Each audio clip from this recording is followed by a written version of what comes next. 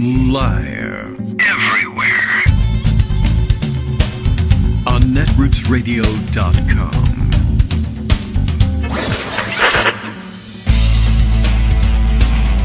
David Waldman. Kagro. In the morning. Now, here's David Waldman. All right. Hey, good morning, everybody. How you doing? It is Monday, July 28th, 2025. Nearly done with July and nearly missed starting the show today for some reason. Podcast listeners will not notice any difference whatsoever. Live stream listeners, collector's item for today.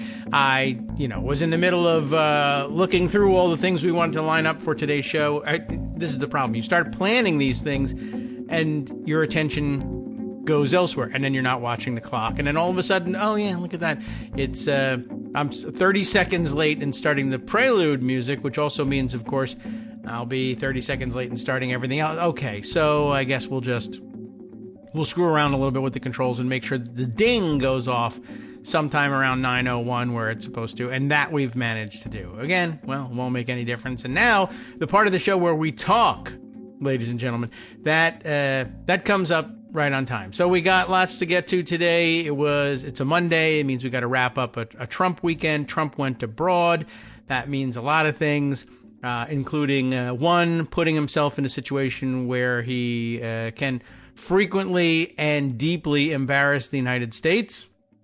And two, there's a long plane ride on either end, and that means he can embarrass himself and the United States in front of the press corps exclusively during those long stretches. And then in between, actually it was mostly golf. He went there to play golf at his new golf course in Scotland. I guess he's built the second one or bought a second one. I don't know whether he constructed it or not.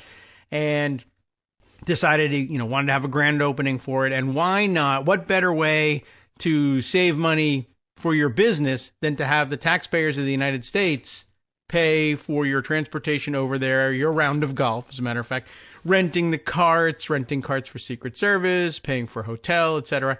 And then, by the way, while you're there, you'll sit down in a room with some European leaders who will be struck dumb by what it is you have to say and just sit there and watch you say stupid things. And that, so it's not going to be great in terms of digesting, certainly no news that helps us think, things are pretty stable. He'll be okay. May or may not launch nuclear weapons. I don't know. So lots to talk about. And then, of course, the regular news, the rest of the world that revolves around, the sun other than the great orange pumpkin, Donald Trump.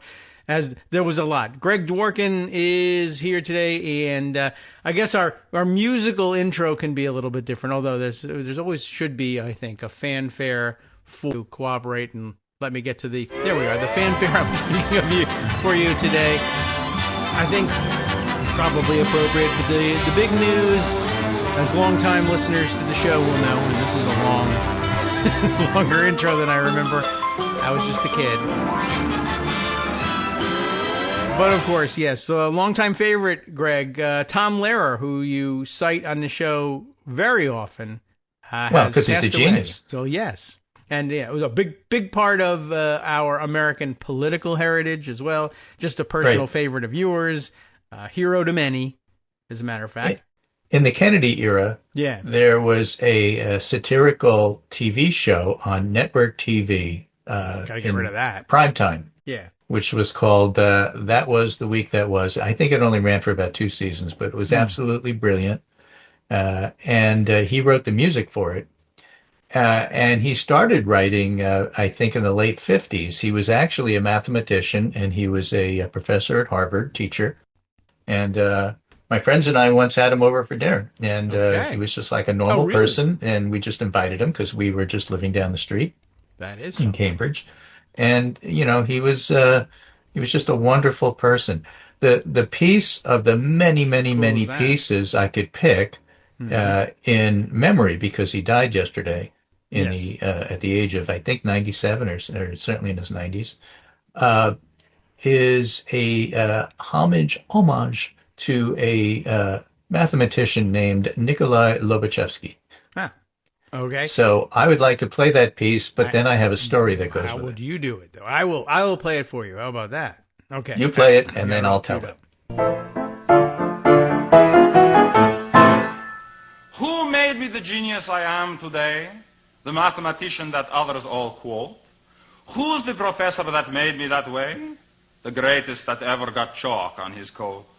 One man deserves the credit, one man deserves the blame, and Nikolai Ivanovich Lobachevsky is his name. Hi, Nikolai Ivanovich Lobachevsky. I am never forget the day I first meet the great Lobachevsky. In one word, he told me the secret of success in mathematics. Plagiarize. Plagiarize. Let no one else's work evade your eyes. Remember why the good Lord made your eyes, so don't shade your eyes, but plagiarize, plagiarize, plagiarize. Only be sure always to call it, please, research. And ever since I meet this man, my life is not the same. And Nikolai Ivanovich Lobachevsky is his name. Hi, Nikolai Ivanovich Lobachevsky. I am never forget the day I'm given first original paper to write. It was on analytic and algebraic topology of local Euclidean metrization of infinitely differentiable Riemannian manifold. Боже мой. This I know from nothing. What I'm going to do. I think of great Lobachevsky and I get the idea. I have a friend in Minsk who has a friend in Pinsk, whose friend in Omsk has friend in Tomsk with friend in Akmolinsk. His friend in Alexandrovsk has friend in Petropavlovsk, whose friend somehow is solving now the problem in Dnepropetrovsk. And when his work is done, begins the fun. From Dnepropetrovsk to Petropavlovsk, by way Vilysk and Novorossiysk, to Alexandrovsk, to Akmolinsk, to Tomsk, to Omsk, to Pinsk, to Minsk, to me the news will run. Yes, to me the news will run. And then I write by morning, night, and afternoon, and pretty soon my name in Dnepropetrovsk is cursed. When he finds out, I publish first. And who made me a big success and brought me wealth and fame? Nikolai Ivanovich Lobachevsky is his name. Hi, Nikolai Ivanovich Lobachevsky. I am never forget the day my first book is published. Every chapter I stole from somewhere else. Index I copy from old Vladivostok telephone directory. This book was sensational. Pravda, well, Pravda said Gilbil Kalorika dat pri njom laha žila, it stinks. But Izvestia. Izvestia said, ja idu kuda sam car idiot peškom. It stinks. Metro Goldwyn Moskva buys the movie rights for 6 million rubles, changing title to The Eternal Triangle, with Ingrid Bergman playing part of Hypotenuse. And who deserves the credit and who deserves the blame? Nikolai Ivanovich Lobachevsky is his name. Hey! Okay. Well, the news here is... Oops. Got to get rid of the next roll here. Before anybody calls in alarmed or YouTube takes us off the air, all Tom Lehrer songs by his own declaration signed over to the public domain well before his death. So some years ago, yes, and so we get to play all of them, and it's just wonderful. Now, there's some background here, which is important to go with this. Guy's a genius, plays piano, writes these lyrics, speaks Russian, mimics languages, does all of this, and he, again, just the sensation on That Was the Week That Was. He published an album called That Was the Year That Was, which has a lot of the political songs on it, and that's what we often play.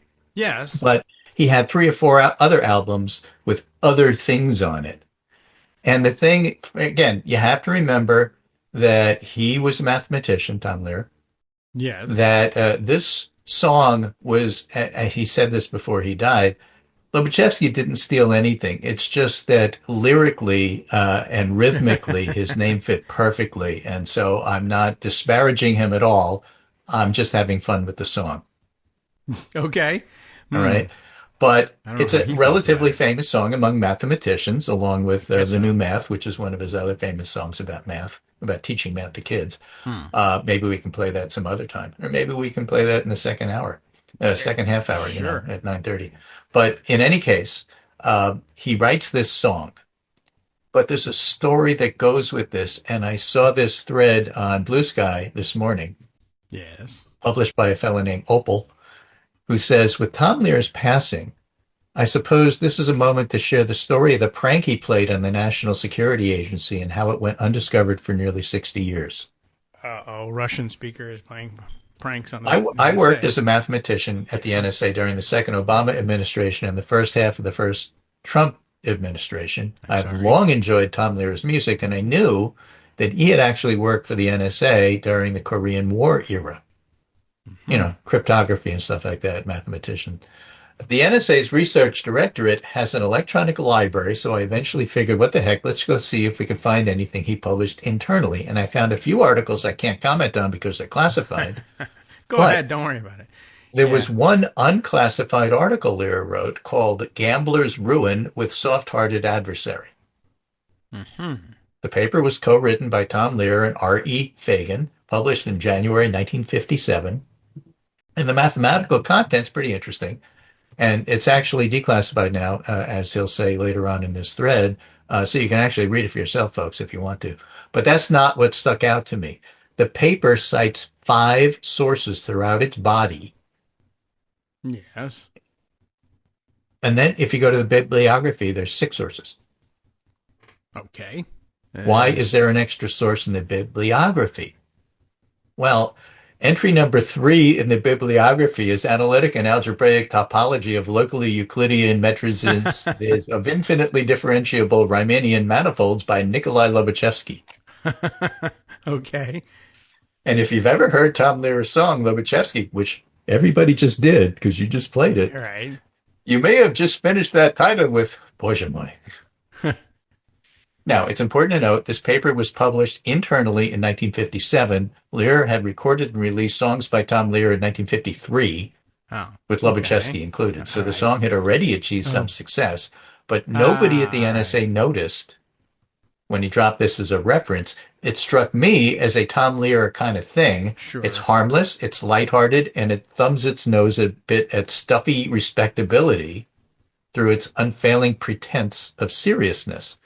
So how had other people reacted to the joke? So I sent an email to the NSA historians and I said, when this was first noted, how did you folks react? And the answer came back, we never heard of this. What are you talking about? It's news to us. Yeah, I'm sure they never. I mean, who would look at the? Yeah. Well, wait a minute. There's an extra entry into bibliography. No one would look at that. Well, you know, the mathematicians who read the paper would, but so. They probably laughed and kept it secret. In November, because they didn't want to get him into trouble, in November of 2016, nearly 60 years after the paper was published, I had discovered the joke, and a few years later, I filed to have the paper declassified, and the NSA eventually agreed. So here is the reference to the web page where you can actually read the piece. Now, once that happened, I wrote Tom Lehrer. Again, Tom Lehrer is very responsive, was very responsive to like ordinary people. Once that had happened, I wrote to Mr. Lehrer with a copy of the paper and a letter asking if he had ever gotten in trouble for it. He kindly wrote back, including a copy of the paper that had been published in 1958 under a slightly different title, and he said nobody had ever caught him. So this is great. That's funny. That's weird. Yeah. Interesting. So his sort of like Wilhelm scream thing. He exactly. Slips it in places, and it's a wink to mathematicians. If you ever read declassified CIA reports or NSA reports. Right. And remember, the typical bibliography of a mathematical treatise is the Vladivostok phone directory. He says so right in the song. Yeah. So he knows about bibliographies, and this paper was written after he had already written the song. So it's just, bibliography, Vladivostok, they'll catch that. But what if I put this in? Yeah, right. Harmless enough. Good thing. But yeah, certainly. Well, it's interesting that he kind of, he published it first. I thought maybe it was a joke he did early and then he was like, let me write a song about it. But now he'd already done the song. An interesting career trajectory to have recorded those things. But I guess he was still a student maybe when he first started recording. He was young. 53, he was certainly young. And to then go to, cryptography for the NSA. And then say, you know what, actually, maybe teaching mathematics, maybe recording more songs, maybe being on television, maybe a little bit of everything. What a career. Wild. Right. Yeah, now you can't get away with that, I'm sure. Right. You can never pull a hoax on anybody now or give them information that's wrong. People would catch you. I'm going to go find New Math, which is the next piece, and maybe we'll play that at 9:30, and I'll just stick that at the bottom so you could find it. All right. But in the meantime, let's get back to business as usual. So I have 2 pundit roundups to talk about. One I put up on Saturday, one I put up this morning. The Saturday one, All right. we'll start with that, is entitled "The World Knows What American Media is Hesitant to Say," and I gave you a screenshot of The National, which is a Scottish independence-flavored newspaper in English. Tastes like although when they read it, it doesn't sound like it's in English. Scots are brilliant, and they you can't tell they do insults better than saying, anybody on the entire globe. And so this one, the actual front page, it's just a picture of Trump's eyes, beady little eyes, with the headline, "Convicted U.S. felon to arrive in Scotland. Republican leader who was found liable for sexual abuse and defamation will visit golf courses." Well, at least he's limited to the golf courses. And it's all true. And there's nothing to say about that. No one can sue. Well, he can sue them. You just won't win. Right. And I just wanted to mention, how they handle it to give you an idea. So the first one is actually a story about their own front page, on their front page. The national newspaper front page is Donald Trump visits Scotland. He's set to land in Scotland on Friday. That was this past Friday, and will spend the next 5 days in the country, so he's still there. During this time, he's set to meet with both UK Prime Minister Keir Starmer and Scotland's First Minister John Swinney. I think that may be today with Starmer. Read more here. He's also set to be welcomed off the plane by Scotland Secretary Ian Murray, and Friday's front page pays tribute to the U.S. president. Note, in 2023, Trump was convicted of 34 felonies for falsifying business records related to hush money payments made to adult film star Stormy Daniels in order to buy her silence. So they're pointing out for libel laws in the UK that everything we're writing is accurate. And no, you can't sue us because what we're saying is true. And it's relevant to know that he's been paying people off to buy their silence about his sexual misconduct. Right. Because he's doing it again. Why is Trump going to Scotland? The U.S. president is primarily visiting Scotland to open a new golf course, and you, the taxpayer, are paying for it. Trump will open an 18-hole course in Menny, Aberdeenshire. He will also visit his Trump Turnberry golf course in South Ayrshire. Although it's been branded a private visit, he's set to meet both Keir Starmer and First Minister John Swinney. So there's that. There was that one. And then they had another story the next day. Again, this is how the Trump Epstein scandal just keeps going and going and going. There's always another angle. Sure. So the National was milking this for all it's worth because they know everybody's paying attention to them all of a sudden. Okay. And this one is called "America Reacts to the National Newspaper's Viral Front Page." Okay. And that was published on Friday, the 25th. And they say, for the majority of the time, our team has to work very hard to break through and defeat the vast, complex online algorithm, but not today. Today's front page was very simple. We told the facts about a man who doesn't like facts at a time when the media doesn't talk about the facts nearly enough. And people across the world appreciated that. So they've got some American reaction here, writing into them, I guess, in their letters to the editor section. "Is this real? Please, please, please make it be real. Love, a distressed American," commented Sarah from Washington. All right. Someone responded, "Looks legit to me. I know, Sarah. As an American, you'll need more front page days for all the facts coming out." Another said, "I love the headline. The Scottish are great." While someone else said, "I'm an American and I approve this message." Okay. So, and now Adam Parkamento, who used to advise Hillary Clinton, said the National's front page, as Donald Trump is set to arrive in Scotland today. Republicans against Trump shared the front and wrote, "Trump's heading to Scotland tomorrow. The Scottish papers aren't exactly throwing out the red carpet." But of course, it wasn't loved. Okay. And so they quote him, "We didn't like this sort of thing." But, they have a whole series on Donald Trump. So good for them. Well, they have the goods. Sure. Yeah. Okay. Well done, Scotland. John Storr had a really interesting piece about this. Well done, John. And again, he wrote this on Thursday. "The Epstein scandal's effect on MAGA is confusing liberals." Is it? They elected a rapist. Now they're upset he's a rapist? No, that's not exactly what's going on here. Okay. And then he goes through the recent revelations about Epstein. So from the liberal view, this is damning confirmation of what we already know.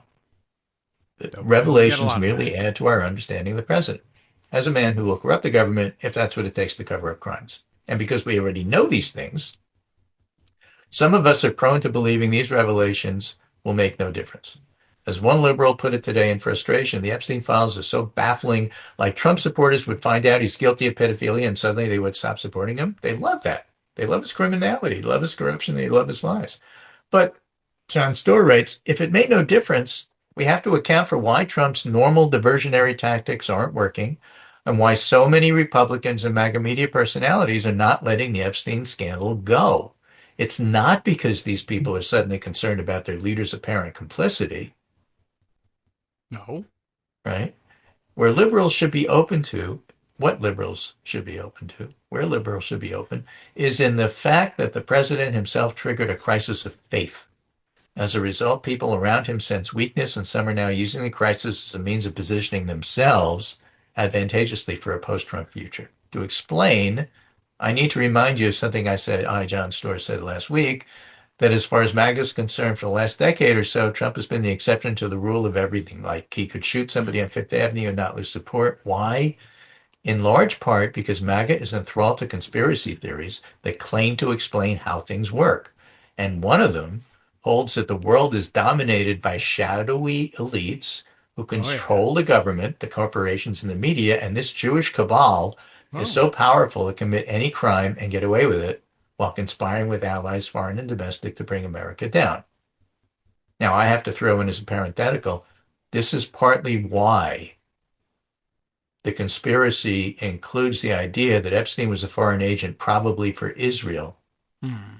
That's how you hide the anti-Semitic stuff. He's a globalist. That's how you hide the anti-Semitic stuff. And it's part and parcel of the conspiracy, even to those who don't know it's anti-Semitic and just buy into it. Belief in these stories was so strong, Storr writes, that even when Trump was found guilty of committing crimes, he couldn't possibly be that guilty. After all, his conviction was seen as proof of the conspiracy against him. The MAGA faithful were never going to believe he was a felon. They have to believe that the federal government is out to get him. So if this were still the context of the president, recent revelations by the Wall Street Journal would not have had the impact they're currently having, because Trump's followers would have understood reports as proof of the conspiracy. The more he's guilty, the more it's proof that they're conspiring against him. Don't you get it? Don't you see? Yeah. Take this pill. Like the 60 court cases about the election. Well, that's just because they're all against him, except now, of course, the courts are all. The problem is, if Trump says there's nothing to see here, move on, and you people are stupid for following it, Storr writes, Trump can no longer have confidence in a context that made him the exception to every rule, because the MAGA faithful are now beginning to doubt whether he really is like them, which is to say, whether he really is a victim of the conspiracy against America. This crisis of faith is why Trump's normal diversionary tactics aren't working. With assistance from National Intelligence Tulsi Gabbard, he tried to draw attention away from the Epstein scandal by accusing Barack Obama of cheating in the 2016 election. And this might have worked when MAGA believed Trump was a victim of the deep state, but it's not working now, because what's this got to do with you not releasing the files? This crisis of faith is also being seen as an opportunity by Republicans who believe the president has outlived his usefulness. With the GOP's reconciliation bill now signed into law, there are very few policy fights left that don't take more than they give. So how this ends is anybody's guess. I'm not ready to speculate. Nobody should be. But the MAGA faithful were willing to overlook any of Trump's crimes with the understanding that his were nothing compared to the crimes committed by Democrats, pedophilia, Clinton, this, that, everything else. Right. To MAGA, Epstein represents these enemies, and to MAGA, Trump is that man of action. But if he doesn't do anything about it, he's not their criminal. He's just a criminal, same as everybody else. That's John Storr's theory of why it matters so much. Okay. I'll buy it. I mean, it's not that different. I've given up trying to predict where MAGA brain goes. I can merely observe. I don't know if I'm capable of driving it. I don't know if I can anticipate it or not, because it's not logical or linear. But I'm enjoying the ride. I enjoy watching, and I see what upsets them, and I don't mind amplifying it. Right, exactly. So, again, you don't have to buy into it to amplify it. The other thing is I sent you a tweet, a video. I think it's at the very bottom of the list there. No, okay. And it doesn't have audio. You don't have to play it. But you should play it for yourself. It's very short. And it kind of illustrates this whole kind of thinking. It's Donald Trump at the golf course, one of the golf courses, probably Turnberry, in Scotland. Yeah. He's in a golf cart. I saw this one. Yeah, uh-huh. Okay. And what happens is his caddies are walking next to him while he rides. Yeah. And then one of the caddies, a big fellow, walks in front of him and, like Oddjob in one of the James Bond movies, Goldfinger, right, drops a ball, which Trump then gets out of the golf cart and plays as if it were his shot. In other words, he's cheating. Yeah. Playing. Okay. And the point is, if MAGA sees this, they'll say, well, he's allowed to do that. He's president. Yeah. Like nobody else can do that. That's ridiculous. That's a sign of moral turpitude. But he can do it because he's president. Sure. Well, I've gotten over that. I mean, as much as it's cheating and it's annoying that he, for instance, goes around and says, "Oh, I'm a pro-level golfer and I'm the club champion." You're not supposed to cheat through all of that. But for your average weekend player, although usually you just put the ball down yourself, you don't need somebody else to try to sneak it in there. That's an odd thing to do. But I know lots of casual players or even frequent players who just say, I'm just out here to hit the ball and have a good time. It doesn't really matter to me. But they don't claim to have won the club championship and I shot a 68 or anything like that. And I watched that video, and the way he pounces, he's like driving around as though he's looking for the ball. Oh, there it is. Oh, finally I found it. That's the most sprightly I've ever seen him, by the way. All right, we'll be right back. Hi, I'm Scott Anderson, the guy that writes the daily summary for this show, Kagro in the Morning. Thank you to everyone that supports this show. Many of you send donations through PayPal, Patreon, Square Cash, Radio Public, and so on. Some of you write your own essays and send them in, or read articles with your own commentary. We appreciate it. Now, some of you are listening to this and thinking, I'd like to help, but isn't there something I could do that wouldn't require money or effort? Why, yes, there is. You can just like us. On Daily Kos, they call it the recommend button. YouTube has a thumbs up. There are hearts and likes and love buttons. Tap our love button. Tap our love button every day. Share our shows and summaries on Facebook and Twitter, YouTube and iTunes, Stitcher and Amazon. Most of these places allow you to write a review, so a sentence or two would be great. Recommend us to social media, or tell your friends to listen to the show. You aren't just helping us, you're helping them find their new favorite thing to listen to. You could change the world. So thank you in advance from me and everybody else in the world.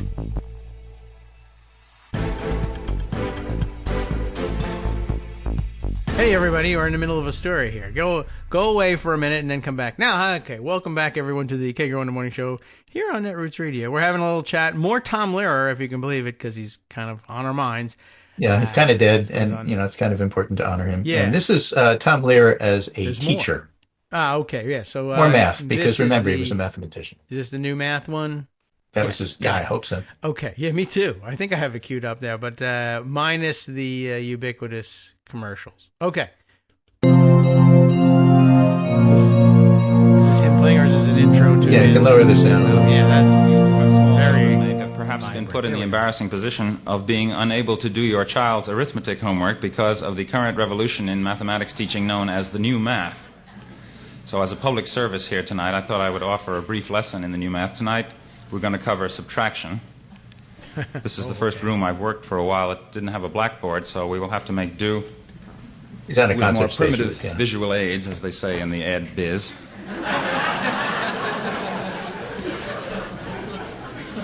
Consider the following subtraction problem, which I will put up here.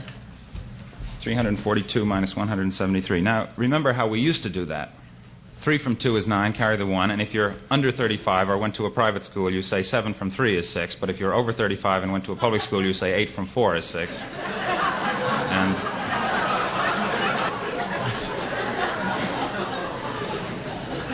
carry the 1, so we have 169. But in the new approach, as you know, the important thing is to understand what you're doing rather than to get the right answer.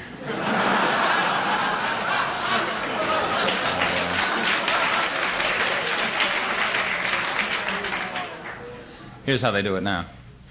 You can't take 3 from 2. 2 is less than 3, so you look at the 4 in the tens place. Now that's really 4 tens, so you make it 3 tens, regroup, and you change a 10 to 10 ones, and you add them to the 2 and get 12, and you take away 3, that's 9. Is that clear? Now instead of 4 in the tens place, you've got 3 because you added 1, that is to say 10 to the 2, but you can't take 7 from 3, so you look in the hundreds place. From the 3 you then use 1 to make 10 ones, and you know why 4 plus minus 1 plus 10 is 14 minus 1, because addition is commutative, right? And so you got 13 tens, and you take away 7, and that leaves 5. Well, 6 actually, but the idea is the important thing. Now go back to the hundreds place. You're left with 2, and you take away 1 from 2, and that leaves... Everybody get 1? Not bad for the first day. Hooray for new math, new math. It won't do you a bit of good to review math. It's so simple, so very simple, that only a child can do it. Now that actually is not the answer that I had in mind, because the book that I got this problem out of wants you to do it in base 8. But don't panic. Base 8 is just like base 10, really, if you're missing 2 fingers.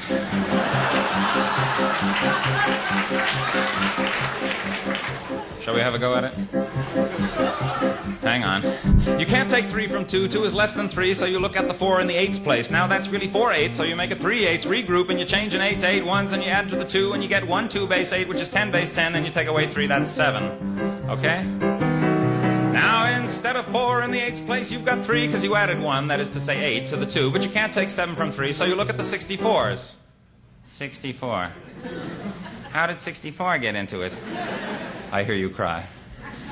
Well, 64 is 8 squared, don't you see? Well, you ask a silly question, you get a silly answer. From the 3, you then use 1 to make 8 ones. You add those ones to the 3, and you get 1 3 base 8, or in other words, in base 10, you have 11, and you take away 7, and 7 from 11 is 4. Now go back to the 64s. You're left with 2, and you take away 1 from 2, and that leaves...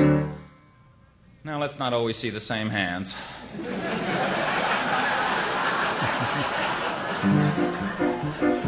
1, that's right. Whoever got 1 can stay after the show and clean the erasers. Hooray for new math, new math. It won't do you a bit of good to review math. It's so simple, so very simple, that only a child can do it. Come back tomorrow night. We're going to do fractions. That probably would have been better with visual aids. I think I agree with you there. That was tough to follow with not only no visual aids, but no video of the concert itself. Right, but the genius is you don't need it. Well, yes. Well, to get I don't what know. he's saying here. If you're a genius, then you don't need it. Right, yeah, if you want to follow the math, that's fine. But really, the song No. isn't about math; it's about teaching. Yes. All right. Well done. That's and also a crowd favorite. And by the way, Yes. mathematician goes back to that story at the NSA. He really was talented. It's like Yeah, listening to the music of PDQ Bach, who the composer Peter Schickele actually was a legitimate composer, but he had this whole persona as the last of the many, too many to count illegitimate children of PDQ Bach, of Johann Sebastian Bach. PDQ was the last of them, and the least talented, and the one that wrote the funniest music. Like a concerto for violin with 3 hands, that sort of thing. So there's a violinist plus another violinist standing behind them. So you got 3 hands on the violin, that sort of thing. Nice. But you can only write that kind of satire when you actually understood the basics and the intricacies of the underlying concept here. So a composer could write that sort of thing. And Tom Lehrer could write that sort of thing about Lobachevsky and about new math because he was, in fact, a mathematician who knew what he was doing. Yeah, now AI can do it. It's equally confusing. It's just not also true. Yeah, it has to also be true. That's the point. Yeah. So again, homage to him. And the world, as many people have noted, is a a lot less smart now that he's not with us anymore, and unfortunately, a lot less funny. Yes. Well, I've definitely seen a number of his things. You've played a couple of them over the years. I also learned that he did a few musical numbers that were cartoon illustrated for Sesame Street, which I would have seen growing up as well. The Silent E song, which is featured here. I'll include a link to it, or maybe I'll play that perhaps in the next hour or two, just so the next generation on can realize that. Oh yeah, I do remember that one, and Tom Lehrer taught me too. Yeah, speaking of generations, he inspired people like the late Mark Russell, who you may or may not have heard of, you may or may not have found funny. But Mark Russell used to sing in D.C. satirical songs about Congress, and obviously inspired by Tom Lehrer's career. Very much so, it seems. But yeah, he used to do PBS specials all the time, and yeah, on the piano. Yep. Like somebody else who we've been talking about today. Right. Okay. Well. All right. So, getting back into it here, there's a lot more Epstein stuff to do. I'm just going to mention this quickly. By the way, but I opened up today's front page of the Washington Post online this morning, and the first story was Trump fumes as Epstein scandal dominates headlines, overshadowing his agenda. Whatever that may be. The White House and Justice Department's response to the crisis has been driven by no clear strategy other than asking the country to forget it and move on. Yeah. Now, the interesting thing about this is that it was the front page story again today, the story that I don't understand it. Why are they doing this? And they call it a scandal, and they call it a crisis, and all of that is true. Yeah. And it's got legs. And then, of course, for those of you who coming in on day 7 or 8 of this, yes, they have a what to know about the crisis, what to know about the growing crisis, they call it. Oh. And I like the way they end this piece. If you tell the base of people who support you of deep state treasonous crimes, go back to what John Storr said, election interference, blackmail, and rich, powerful, elite, evil cabals, then you must take down every enemy of the people. That's in capital letters. Representative Marjorie Taylor Greene posted. If not, the base will turn and there's no going back. Dangling bits of red meat no longer satisfies. They want the whole steak dinner and will accept nothing else.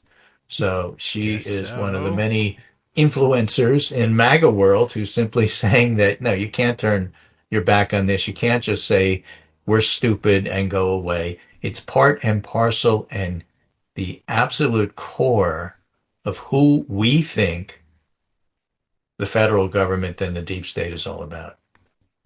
Huh. Well, okay. I don't know what to make of Marjorie Taylor Greene ever, but... Well, just, she's the canary in the coal mine, that's all. You know, what she says doesn't have to make sense. What she says is parroting what MAGA thinks, otherwise she wouldn't say it. And so that's why it's useful paying attention to it, not because it means anything. She's an idiot. Okay. All right, well, that's helpful. But that's not the point. All I heard her say was that she was no longer satisfied by Donald Trump's dangling bits of meat. And she wants steak. Something like that. Okay, that sounds personal, but, you guys can work it out in private. Probably, behind closed doors, if you would. Please tell us nothing about it. Okay. Now, I want to do this G. Elliott Morris piece. I don't even know if I've given it to you because we're concentrating on Epstein and Tom Lehrer. So let me just put this at the very bottom here. Should we sing it? But it's a poll, of course. CNN came out with a really interesting poll. Everybody's still talking about the Gallup poll that just had Trump doing terribly. A new poll from Gallup this week found 29% of political independents approve of how Trump is doing as president. That's a record low for him. Even lower than his rating in Gallup's own data taken after January 6, 2021. Well, of course, that was a high point of patriotism. I don't know why that rate is... Almost as bad as Biden's worst Gallup number. If you want to know how Trump won, Biden's worst Gallup number. And then there was this really interesting poll from CNN. All right. And they talked about the difference in motivation. All right. Okay. And let me send you that. I think I have a screenshot image of it. The percentage who say they're extremely motivated to vote in the next election. All right. from Those are the CNN. chart I'm looking at here. The All right. percentage of voters who say they are extremely motivated to vote, and see if you could find any differences here. Usually the Democrats and Republicans parallel each other. Not this time. Okay. October 2022, Republicans 48% extremely motivated, Democrats 44%. All right. That was Biden's I midterm. mean, that's too bad, but there it is. We All don't right. have an October 25 because, it's only July. We will. We'll get to it. But in July 2025, Republicans are 50% motivated, just like they were in October of 2022. Yes, more or less. Democrats, 72%. 72% of Democrats report high or extremely motivated to vote next time. Yes. Okay. So, in other words, you'll see other polls that say, fine. look, if you look in this poll, people are very dissatisfied with Democrats. They're getting the lowest record ever. Well, ask Democrats in New York City. A lot of them are unhappy with the Democratic Party. Sure. They had Eric Adams. Because their mayor is and terrible. they had And any other guy who wants to Andrew Cuomo, in fact, running in the Democratic primary. And what kind of party would run Andrew Cuomo? So there's a lot of people in the Democratic Party who are unhappy with the Democratic Party. But that doesn't translate into, and I won't vote for them. The Democratic primary got record numbers of votes, and Ma'am Dammy, who's the Democrat, is going to wind up winning in November and being the mayor. And there's a lot of excitement around that. And if you look at these numbers, these are basically saying, I hate the way the Democrats are responding. The Democratic Party is responding right now to Trump. It's not forceful enough. They don't seem to be winning, which, of course, structurally, it's impossible to do. What does winning even mean? They don't have the votes in Congress to stop legislation, and you can't give Trump a electoral defeat unless there's an actual election. And so it's impossible to get what you want until the next election. Yes, it is. And I'm not happy about that. Okay, fine. Well, how does that translate to who you're going to vote for in the next election? Well, it doesn't, because Republicans are voting basically the way that they say they're motivated to vote, and Democrats are voting like 13, 15 percentage points ahead of what they think of the Democratic Party. Yes. Well, that's them, is what they're thinking.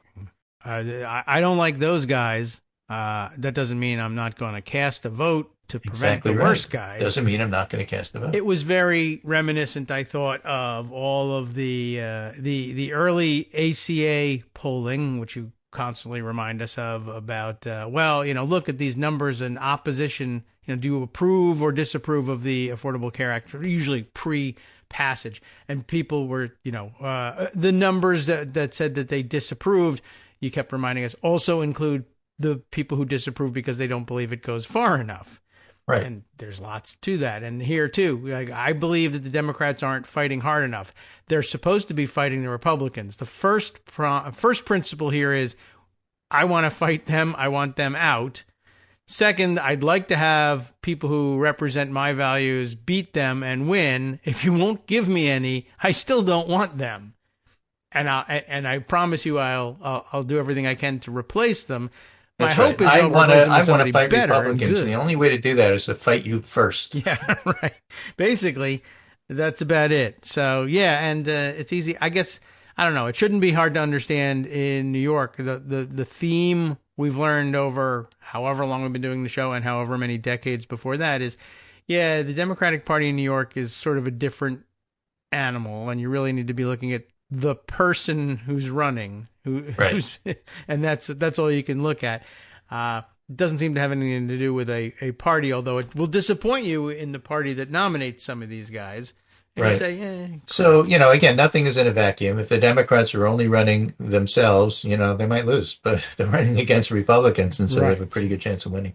Trump hits new record low with independents, writes G. Elliott Morris. Yeah. And it says, the poll I saw circulating most online this week is a new Gallup survey of Trump's first 6 months in office. Gallup finds Trump with a 37% approval rating among adults and losing ground on all issues. Strikingly, Gallup finds that just 38% of Americans approve of how Trump is handling immigration, 37% approve of his job in the economy, the two issues that probably won him the election. Trump has lost double digits on handling the federal budget and 6 points on trade and tariffs. And the 37% rating is definitely headline making, but it's the approval with independents that caught my attention. And again, I've said on the show over and over and over, don't pay as much attention to Republicans and what they think. Look at the indies, because Democrats plus indies far outnumber Republicans, like 2-1. Yeah. According to Gallup, just 29% of independents, fewer than 1 in 3 swing voters, approve of how Trump is doing as president today. And it's hard to characterize just how bad 29% is. You can explain the number in a couple of ways. First, 29% is somewhere between 11 and 17 percentage points lower than the president's share of the vote in 2024. All right. Depending upon whether you use Edison Research or Votecast. That means that roughly 1 out of every 3 political independents who voted for Trump now say they disapprove of how he's governing. 29% among independents is also a record low for Trump. Okay. And according to Gallup, Trump's approval rating with independents is now lower than it was after January 6th. We mentioned this. As a final point of comparison, Trump is now about as unpopular with independents as Joe Biden was during the worst point of his presidency, December 2023, when media sentiment toward the economy hit a post-COVID low. And it isn't just a Gallup thing. Other polls said the same thing about Biden. So that's pretty bad. But Trump's mostly been able to push through his unpopular agenda in Congress, so the political consequences are questionable. That is to say, you can't see them right now, as I was saying. There's no election. In terms of electoral consequences, the party in the White House is not winning elections, and the president's only getting 1 in 3 independents. Okay. Just got to have one of them. Quickly, hurry. Yeah, so that's what's going on. Okay. And so, again, this is all, you could call it circumstantial until the next election, but this is really bad news if you are trying to win an election. Okay. If you're trying to lose one, it's great news. Yeah, fantastic. So congratulations to you. We have to wait about 463 days to have that election, but time flies when you're having fun. So let's all go play golf. Now, who is this? Oh, this is Tony Fabrizio. Wall Street Journal poll came out over the weekend too. Okay. Let me read you some numbers, and you tell me whether they're good or bad for the Democrats. Okay. 4. All right. Republican Party favorable 43, unfavorable 54. That sounds good. Democratic Party favorable 33, unfavorable 63. Who are we talking about again? Okay. Yeah, not good. Except for one thing, as Kyle Conda gets. Amidst these terrible party favorability numbers is the phenomena that you just talked about, David. That, I didn't like Affordable Care Act because it didn't go far enough. The generic ballot in the same poll is 46-43 Democrats. Okay. So you can still be like, I don't like where this party is going, but I am going to vote for it because I hate the other party more. Republican Party favorables 43. Mm-hmm. Generic ballot Republicans 43. Favorable for Democrats 33. Generic ballot 46. So the Democrats are running 13 points ahead of their favorability. Yeah, Why? Because there's factions in the Democratic Party who are unhappy because they're always unhappy. Yeah. But that doesn't mean they won't rally and vote for Democrats. When they do, Democrats win. When they don't, Democrats lose. That's one of the reasons why Democrats and Democratic, favorable independents, Democrat adjacent voters spend so much time arguing amongst themselves. It's the old Will Rogers, I don't belong to an organized political party, I'm a Democrat. Yeah. And the thing, again, you cannot emphasize this enough. Centrist and center-left Democrats and center-right Democrats always say, listen, when push comes to shove, the leftist part of the party has to rally around us and support the Democratic nominee. They do say this. And then if a leftist wins, the center-left and the center and the center-right sits back and says, well, I don't know if I can endorse this guy in New York City, for example. Right. They have to get over that. They have to say, you know what? We have to suck it up. I'm not going to worry about Peoria. We'll just, if we're in New York, we'll recommend the New York nominee because that's what parties ought to be doing. And it's just they can't get over this. They can't get over this. They will in the end because they'll realize, you know what, the mayor has a lot of political plums to throw out, including patronage. I think we better get on board. Otherwise, we'll be like Fiorello LaGuardia, the bum won, and, he's not grateful to us, and he doesn't owe us anything, and that's a terrible position to be in. That's even worse than if we lost. True. So, you got to get to that spot. It's that's what the summer's for, and I think ultimately that's going to happen. Okay, we need a convention. Right.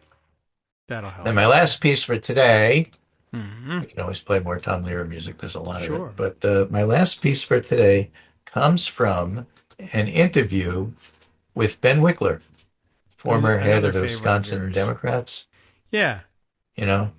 We love Ben. We like Ken. Ken is the current Democratic National Committee chair because everybody knows him. But they love what Ben was about.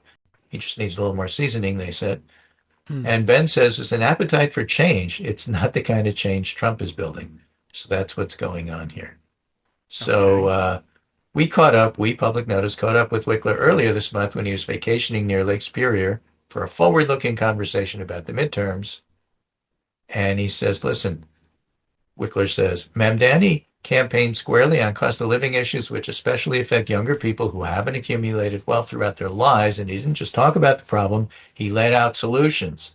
If he campaigned with clear language and bold ideas that address the concerns that people wrestle with when they're not thinking about politics, you can make breakthroughs. And you can make breakthroughs with people who think the political system isn't speaking to them. That's what centrist Democrats who are wary of Mamdani have to keep in mind. Stop being afraid. The public senses you're afraid. And then they think you're mouthing gobbledygook, inauthentic, focus-driven garbage that doesn't address their problems, and they don't vote for you, and then you scratch your head and say, I don't get it. Yeah. Why didn't they unify behind me? Exactly. All right. I mean, there's lessons there, and it's, it is interesting to watch also, not only the weird phenomenon of, if everybody has to rally around the Democrat, the left one, okay, don't rally around the Democrat after all, or only after some struggle will I finally. But, similarly, like the same people are like, well, we have to focus on kitchen table issues. So, okay, he does. Not like that. Pretty much. What are you doing? We have to rally around the candidate who will be me. Well, what if it's not you? Yeah. We're not even going there. Right. That's we went there. Now what? Well, we have to focus on kitchen table issues. Oh, you mean like housing affordability, et cetera, et cetera? No. Yes, we have to talk not about the kitchen table and how come the kitchen table didn't vote for me. Yeah, this guy's not a carpenter. I said to talk about the kitchen table. He hasn't built a single table. What's going on here? I don't know. Right. They find that I find that baffling, but par for the course, I guess. I meant me, and I don't really. So how do you run on these? Remember, we were told right after Trump got elected, he got elected because everybody hates immigrants. It's just so clear. Look at the election results. It's written in stone. It can't change. There's nothing you can do. Garbage. Ben Wickler says Wisconsin is a state with deep pride in its dairy farms. There are many people who have been working at them without documentation for many years. Finding a path for citizenship for people who have been working hard, paying taxes, and contributing to the community is something that's enormously popular. Instead, Trump is building an agency that's going to rip our state apart, and it's something that becomes less popular every time a child is taken away from their parents. You don't think so? You remember Elian Gonzalez? I just remind people. Or someone who's committed no crimes, he says, in this country sent to a country they've never visited. Most people across the political spectrum want basic human decency, and Trump seems gleeful about ripping that to shreds. Don't be afraid of taking on this issue, but make it clear what's going on. Voters want to send criminals out of this country and stop people from, quote, pouring over the border, end quote. Whether it's true or not, that's what they're told. Caravans. Caravans alone won't win elections. Otherwise, Ed Gillespie would have been the governor of Virginia. He wasn't? But people do appreciate the idea that you ought to be able to control your borders and criminals should be sent back to where they came from. Unless that is not what Trump is doing. That's not what MAGA is doing. No. That's not what MAGA wants. It's not what Stephen Miller wants. People have to be very clear about that. And those positions are not popular at all. Every poll says so. It's just not. And so that's why they fear it. That's why they lie about it. And we have to be clear about what's going on. Our frustration with regular media is that they don't cover that stuff, and they don't cover it every day, and they don't cover it the way they're covering the Epstein story, which, by the way, to the media's credit, is being carried every single day in a different facet, much like the Hillary Clinton emails were. This is not something they're giving up. They get clicks. True. They're not going to stop. And even the right-wing influencers have an audience who wants to hear about it. So you always have something to write about. And regular media doesn't have to be afraid about covering this because they're not going to get hammered from the right for covering it. They might by Trump, but not by the MAGA large group of people who buy their papers, which is really all they care about. Just as legacy media like CBS only cares about how many people watch their shows. It's true that CBS caved to Trump and basically took a bribe in order to get the merger they wanted and get rid of Stephen Colbert and other things that Trump wanted. But I am reminded, thank you, social media, that when I was a kid, and not so much of a kid, but still remember, it was CBS that canceled the Smothers Brothers for talking out against the Vietnam War. Wow. They have a long history of doing this. I guess so. I mean, these things are run by conservative people. Lawyers. In general. They're basically conservative lawyers who say, no, you have to do this, otherwise we'll get in trouble. I guess so. Because we need room to do mergers and make money for you. So do what I say. That's the serious We can't risk it. Okay. Yeah, and very much the same in the newspaper game in many ways too. I mean, the news, the mainstream news reporting of the day, even now, is still, Trump has had a smashing success in his first 6 months. The Epstein thing is the first thing that they've reverted to form with and reported normally. Sex sells. They always, sex scandal or anything involving sex, that's gonna play. Let's keep doing. And finally, something has reverted to the norm. And all right, good. I'm glad it's burning up his support. And we're happy to have it that way. And all right, well, thanks, Greg. We'll catch up with you again Wednesday. All right, welcome back now to the Kagro in the Morning Show here on Netroots Radio. So much to catch up on here, but I was wondering over the break, despite the fact, I wonder whether YouTube knows or cares, or whether, I imagine that there's not actual people behind anything anyway, so I don't know whether their algorithm knows. It's been many years since Tom Lehrer released all of his copyright to the public domain. So in theory, they should know. And of course, all the artificial intelligence they've plugged into everything should straighten things out. But I'm just wondering whether I'm going to get flagged by YouTube anyway for as far as they're concerned, one of their videos, two of their videos have now been played in its entirety, even though it doesn't belong to them. And so therefore something, or maybe the algorithm will assume that the people who posted it now hold copyright in the YouTube version of Tom Lehrer's song, which they don't. Doesn't work that way. I'm just curious. We'll go and see. Or whether it's something that they plugged in and said, well, we recognize our algorithm that looks for copyright violations is able to distinguish whose work this is. And, so one or two lines of code, I guess, in there somewhere. If Tom Lehrer, then leave him alone sort of thing.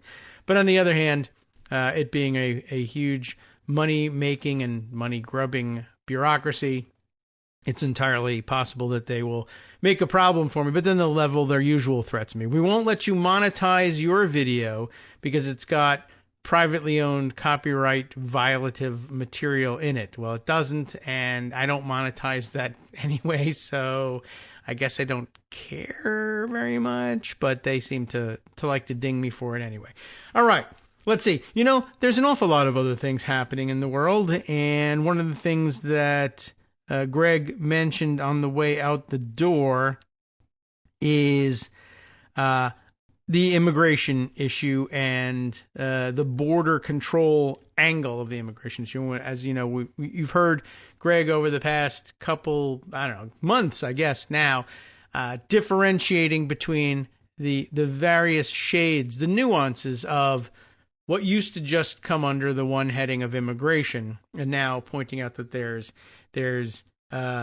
immigration in general, there's path to citizenship, There's dreamers, kids who were brought here, when they were young and had no control over where they were going, and they lived here for a long time. There's birthright citizenship as an issue. There's deportations and how they're being run. Deportation as a legal option, and deportation as an executional reality, like with goon squads who buy their quote-unquote uniforms at Army surplus stores and then just jump out and grab people.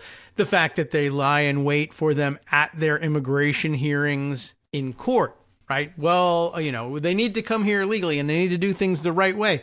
So they go and they do things the right way and they report to court as ordered so that the court can monitor that they are, in fact, doing things the right way. And then they just grab them after their court date, or sometimes before their court date. Sometimes they try to grab them during their court date, and the judge starts to throw them out, and MAGA says, this is a rogue judge, things like this.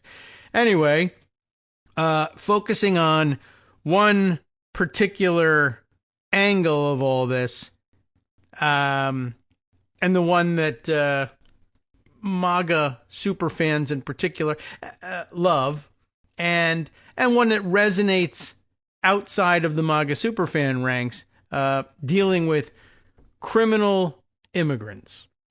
And shouldn't we make sure that you can't enter the country if you are a criminal? Or if you enter the country and commit a crime, shouldn't you be expelled? This finds resonance beyond the MAGA ranks, and it's understandable, even if you've got a brain in your head and you sit down and you analyze, well, how will you execute this and how will it work? And if the answer is not without due process, then you're pretty upset with the outcomes here.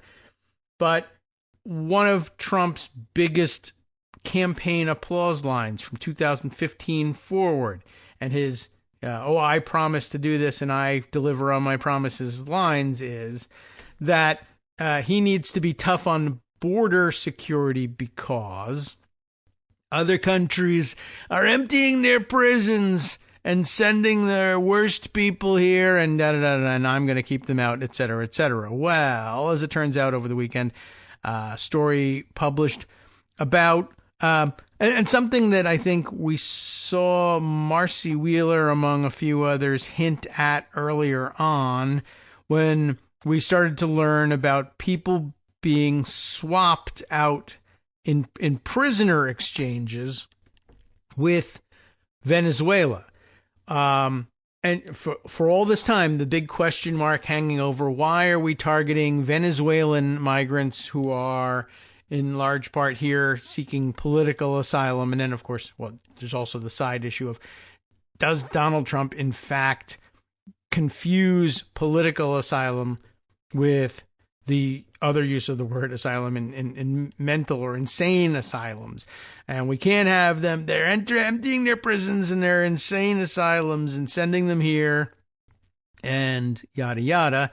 And, well, as it turns out, there's a weird twist to all this. So as it turns out, they've just had this swap where they took all of these Venezuelans and deported them, but not to Venezuela, but rather to the Scots prison in El Salvador, and made it look as though there was going to be no way out. Remember, first we started fighting over who actually controls their imprisonment, with the United States saying we can't free them. When pressed to free, for instance, Kilmar Abrego Garcia, well, he's in prison in El Salvador. It's not up to us to free him. It would be up to El Salvador. And then turning to the Salvadorans, well, what do you say? You see that he's been sent there erroneously. What do you have to say about that? And the answer is, well, we're not in control of this. We are imprisoning him at the behest of the Americans, and they haven't told us that they want him freed, so we're just contractually holding on to him. And then all of the fighting back and forth in court, everyone disclaiming responsibility for all this. And then, of course, the other angle with Emile Bove, now nominated to the Third Circuit Court of Appeals, but that while a high-ranking DOJ official lecturing the rest of the staff there that we might have to just tell judges to F off, right? You just tell them, F you, we're not following your orders to stop the flights to El Salvador. We're not following your orders to stop the flights with regard to third country deportations, etc. It's just we're not going to do it. It's imperative that these flights go forward no matter what the judges say. And it was shocking, of course, to hear certainly anybody who wanted to be a judge, but, even if they didn't want to be a judge, somebody working in the Justice Department who says, to hell with judges and their orders, they're stupid and we don't have to listen to it. That doesn't belong anywhere near the Justice Department or law enforcement or anything of the sort, and much less on the bench. Like, how do we put you on the bench if you don't even believe in the integrity of rulings from the bench? Why do you want to be on the bench?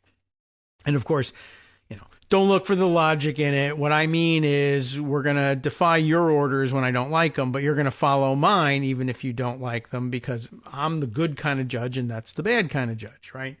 I know that's what's behind it all. But why, though, the insistence that this program go forward? And now another theory that emerges is that the Trump administration meant to use these people as human bargaining chips from the beginning. This would be a Putin-style snatch and swap kind of thing. All of these Venezuelans who got scooped up, despite the fact that they have no criminal history and they're not doing anything violative of the law, or they are in fact in many cases here legally because they're under temporary protected status.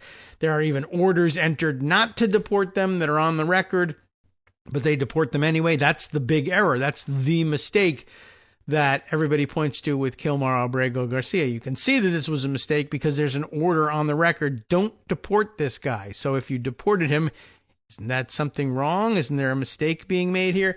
Yes, they admitted it in court, but too late, he's already in CCOT. Well, anyway, the rest of the people that they also deported illegally without due process, incorrectly because they had protected status, whatever, have now been swapped out of CCOT and sent to Venezuela in exchange for the Venezuelans releasing prisoners from their system. And at the at the top level, this is mostly apparently the release of Americans that you could, on the surface, perhaps you could claim they were being held wrongly by Venezuelan authorities.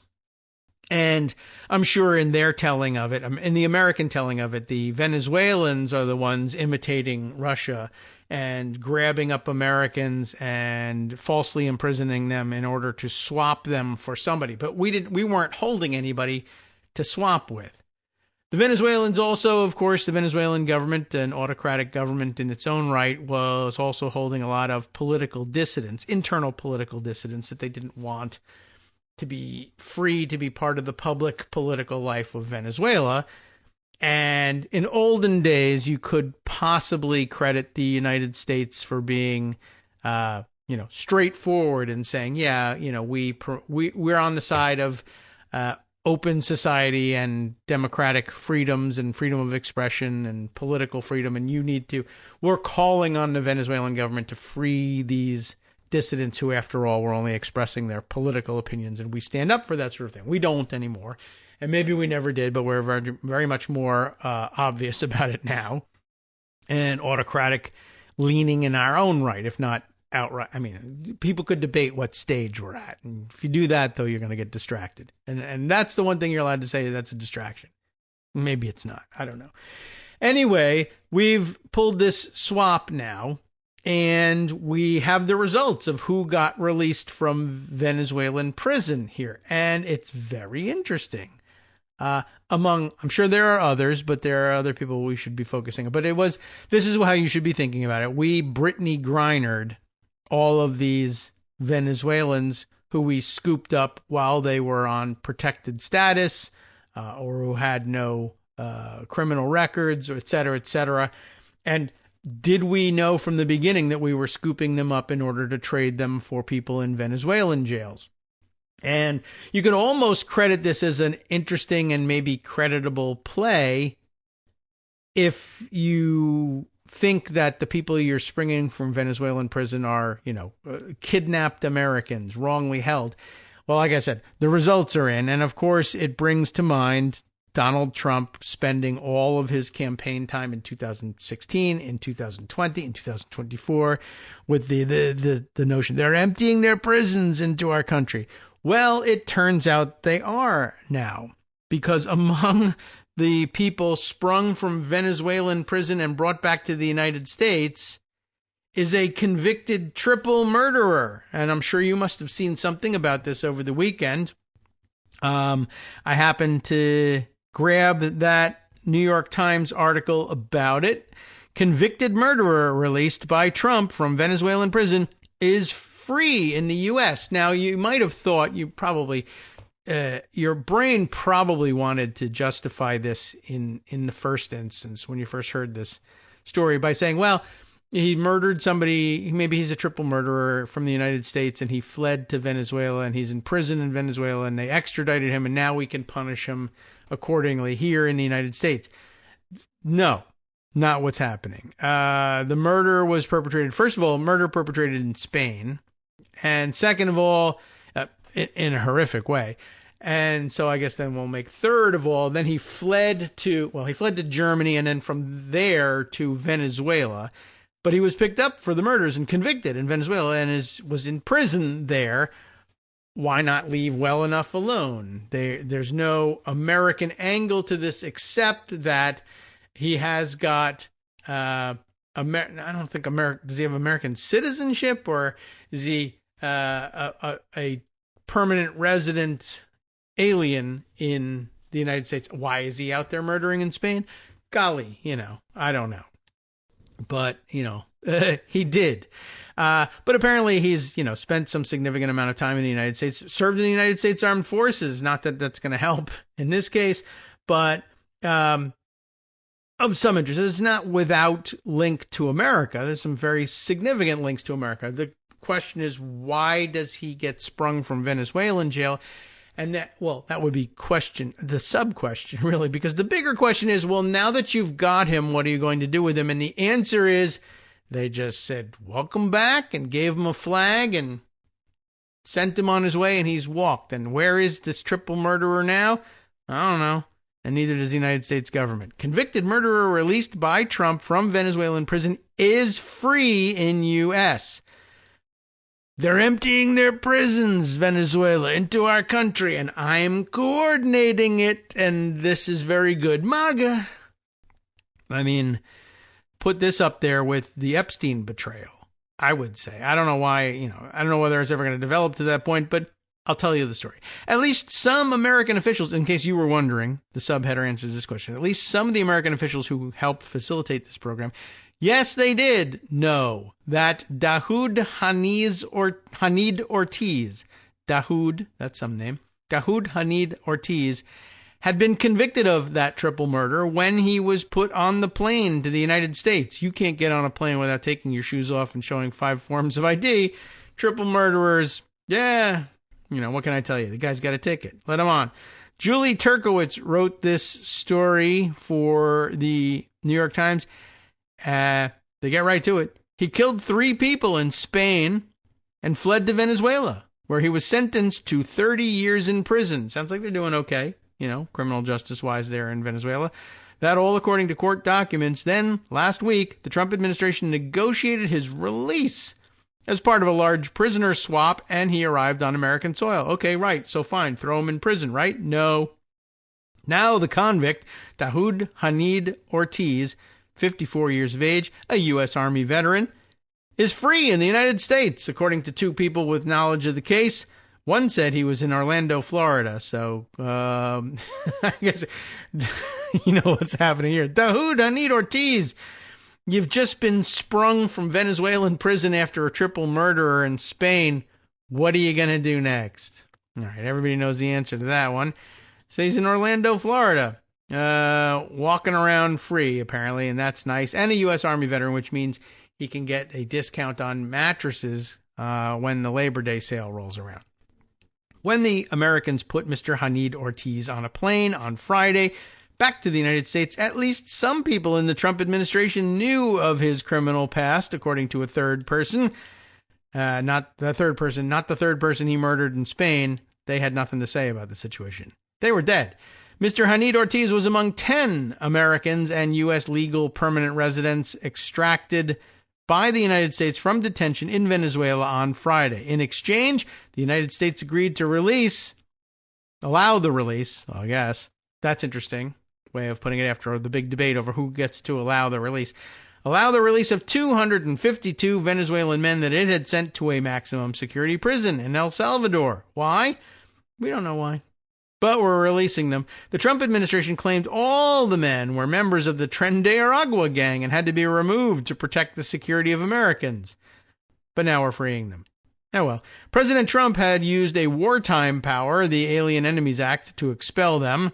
His administration provided little evidence to back its claim that they were all criminals, so that was a lie to begin with. And now, of course, the question of whether or not we're at war, given that we are releasing all of the people who we say are soldiers in that war, in exchange for murderers, by the way, highly questionable premise.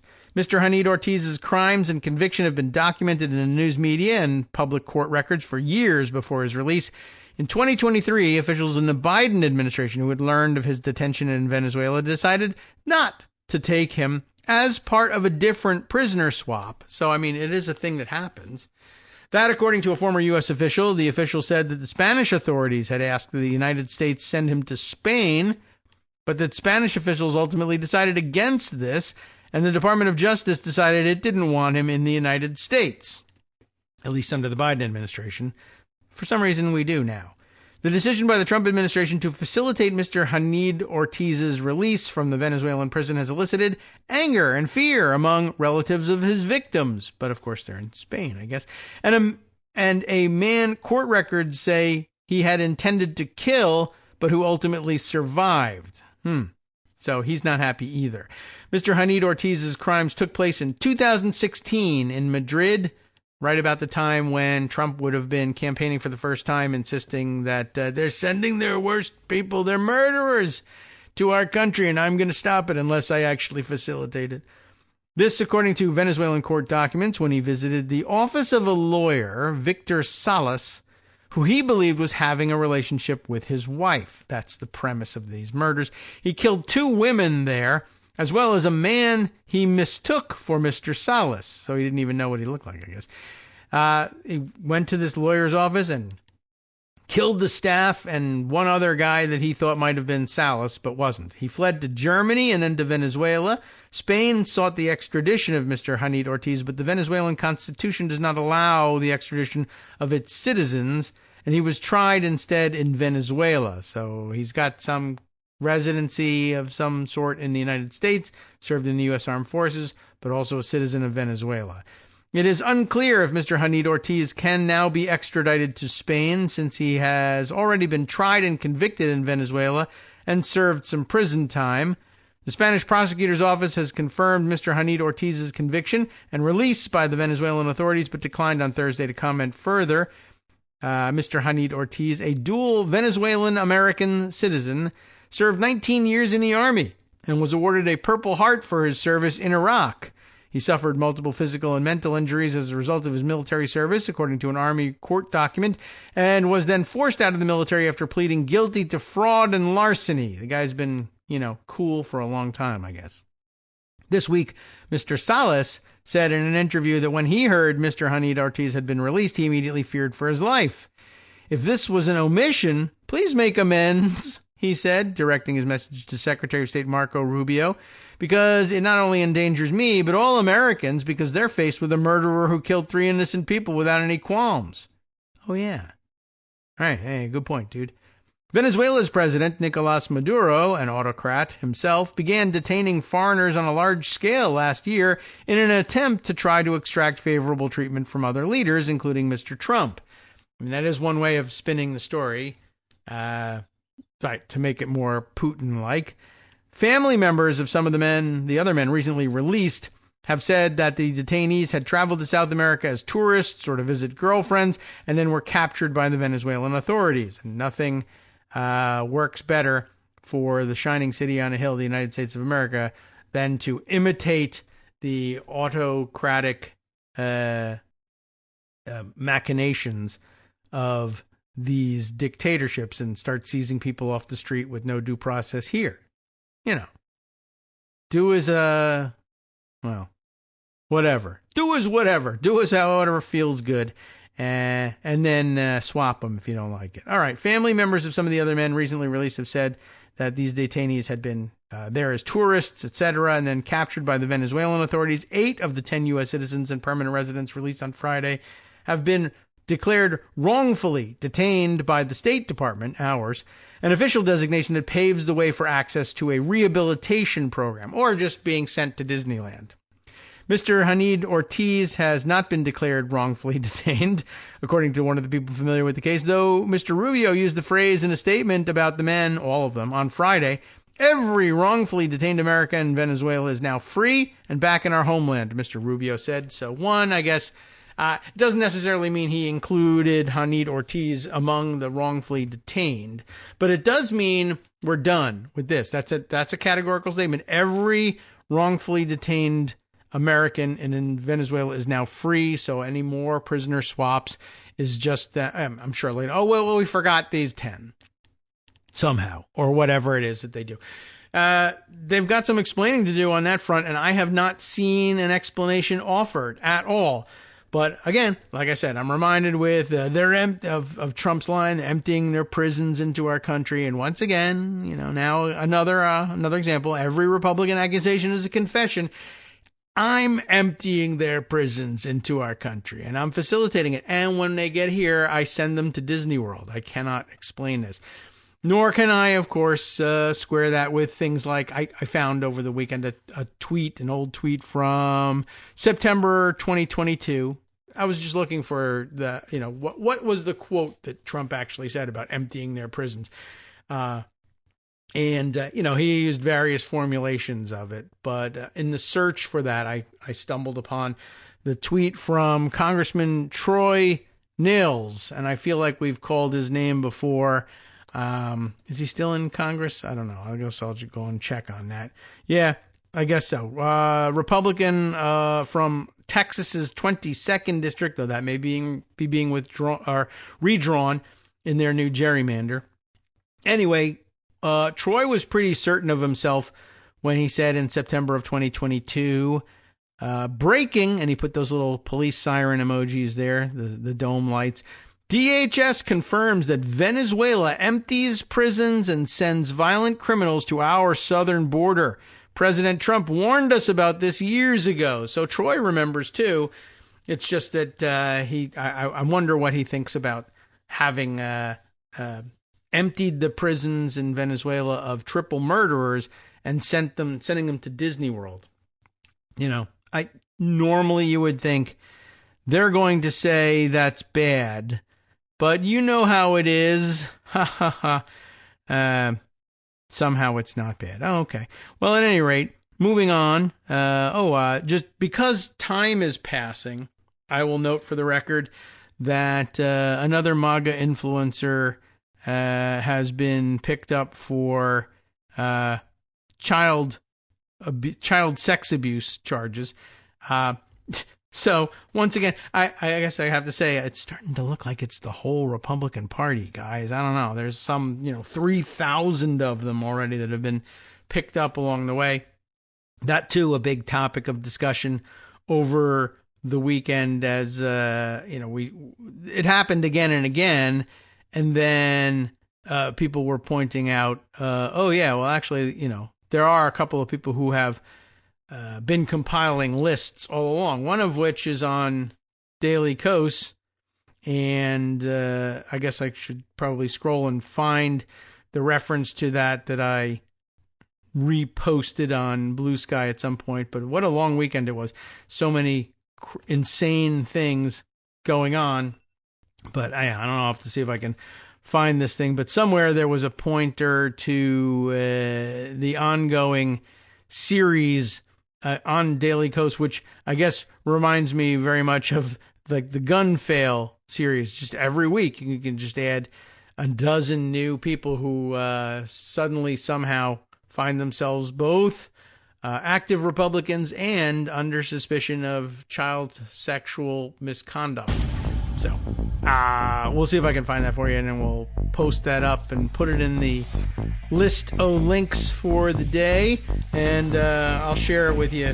I need a 2-minute break to go and find the things. But so many other things going on. We'll have to plan a little bit for segment, what are we in? Segment 4 of today's show. And then I can even play a little extra Tom Lehrer tune for you, too, just to see if I can orient the youngsters among us, like 50-year-olds. Hi, everybody. It's me, David Waldman. Yes, the same guy who interrupts you all the time. Interrupting you one more time just to tell you again, another reminder that your contributions are what keep this show on the air, and Patreon.com, Patreon.com, is still among the easiest ways to make the sustaining subscription donations that keep us afloat. Are you ready for the pep talk about how our Patreon campaign is still going strong and growing? Well, too bad. Yeah, the plain fact is we actually are headed in the wrong direction, and whereas we once had about 175 monthly patrons, we're now actually down below 150. Time to recruit some more. Not exactly the kind of news I wanted to share, but there it is. For those of you in a position to support the show, Patreon.com does make it easy to make those secure, recurring monthly contributions to do so. Patreon.com/KagroX gets you straight to our donation page. We've been through a lot together. The worst of the pandemic, we hope. The worst of the insurrection, we hope. So go ahead and treat yourself. You don't need an excuse. Give yourself the gift of a little something you enjoy in life. Support the show. And of course, if you happen to prefer using PayPal or even the Square Cash app, we're up and running on those options too. So thanks again, everyone, for all your support. We couldn't, or at least shouldn't, do it without you. Hope you'll be on board soon too. Thanks for all your support. All right, welcome back now to the Kagro in the Morning Show here on Netroots Radio. One more segment to go.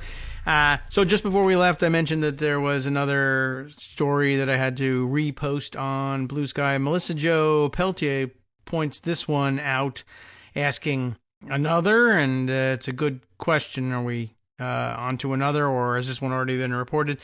Comes from, who's posted this originally? John Cooper -US, in case you're trying to follow along on Blue Sky. A MAGA influencer known for posting sensationalized videos of homeless people in San Francisco. You can get famous that way. Was indicted on federal charges of producing child sex abuse material. Producing, not possession, producing. Ricky Wynn. R-I-C-C-I, I guess, Ricky Wynn, W-Y-N-N-E, known as Raw Ricky to his more than 100,000 Instagram followers. Oh, God. Was charged with pimping and pandering by procuring. That's a little flourish, I guess, from John, I guess. Attached is a HuffPost article about that. And by the way, I guess before we get into that topic, I don't mean to, well, you don't deserve to be associated with this, but I was just rolling my eyes and groaning that this idiot has 100,000 Instagram followers. And he's making a good living posting these ridiculous videos. And we're trying to do right by you and posting nice podcasts about real things that actually happen and the things we should be concentrating on. And, well, we don't have 100,000 followers. But we do have a number of dedicated followers who are supporting the show, and a new one to thank for her boost to the already existing sponsorship of the show. Ruth Tinklepaw, thanks very much for boosting your contribution on the 25th, just prior to signing off, I guess, for the weekend. And I appreciate it, and I mentioned to you how many people had done so since July. I guess since we've been reminding everybody this is what we need people to do in order to keep this show going and to grow it into, something that can really sustain itself. There's not insignificant expenses that go along with this, not to mention the opportunity costs of doing this rather than greeting people at Walmart. And I think that that's fantastic. You all can take care of that. But if they need more greeters, we're just going to have to meet the market demand there. Unless, of course, we meet the market demand for people telling you these stories correctly. But since beginning of July, several people have joined as new sponsors and boosted their contributions that they were giving already. And I should also mention there were some people that I welcomed as new supporters who, in fact, and this is an important point, so I'll diverge from the agenda for a moment to call out that there are a couple of folks that I listed among the new supporters who were, in fact, previously supporters, but took a break for some period of time, in some cases several years, for various reasons. And I understand, look, circumstances change. It becomes difficult to make ends meet. Employment changes. Life status changes. And every once in a while, when people drop their support for the show, they send a little note that says why. And other people don't. And, I'm sometimes left wondering, did I say something wrong? Or is it just something else? And, you don't owe me an explanation. And I try not to call anybody out, certainly that's leaving.